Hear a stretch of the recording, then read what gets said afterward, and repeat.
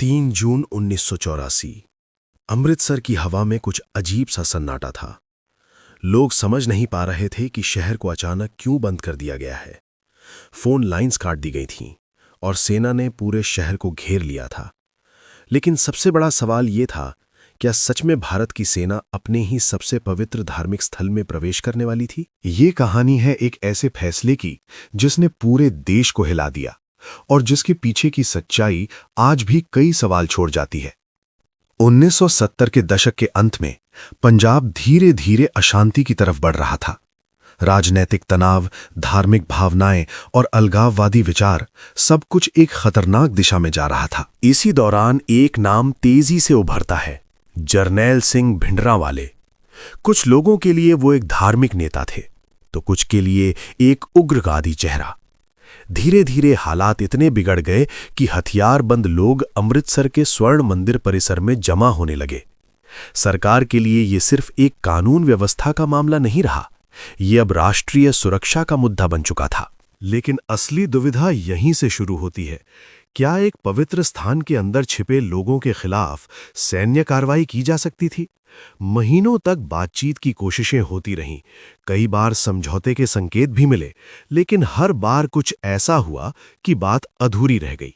और फिर जून 1984, सरकार ने एक ऐसा फैसला लिया जो इतिहास में हमेशा के लिए दर्ज हो गया, ऑपरेशन ब्लू स्टार। इस मिशन का मकसद था स्वर्ण मंदिर परिसर में छिपे हथियारबंद लोगों को बाहर निकालना।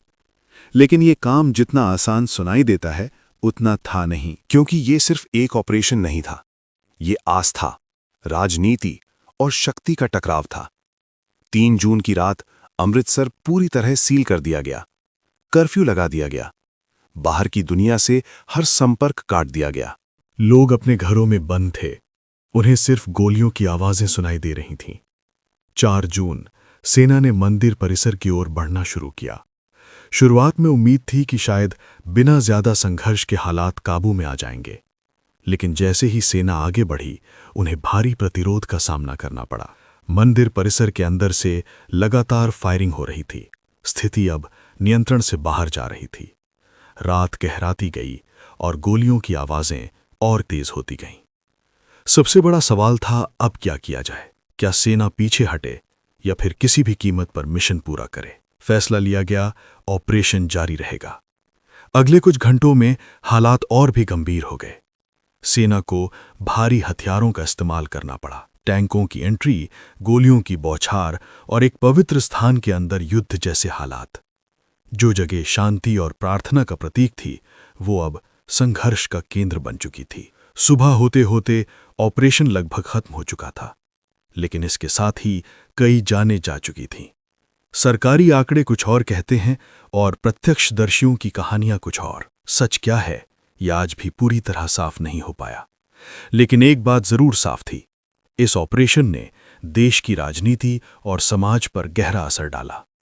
इस घटना के बाद पूरे देश में तनाव बढ़ गया और फिर कुछ महीनों बाद एक और चौंकाने वाली घटना हुई जिसने सब कुछ बदल दिया। लेकिन वो एक अलग कहानी है। ऑपरेशन ब्लू स्टार सिर्फ एक सैन्य मिशन नहीं था, ये एक ऐसा फैसला था जिसमें हर विकल्प के साथ खतरा जुड़ा था। क्या ये कदम जरूरी था या फिर कोई और रास्ता हो सकता था? ये सवाल आज भी इतिहास के पन्नों में गूंजता है, क्योंकि कभी-कभी सबसे मुश्किल फैसले वही होते हैं जहां सही और गलत के बीच की रेखा साफ दिखाई नहीं देती।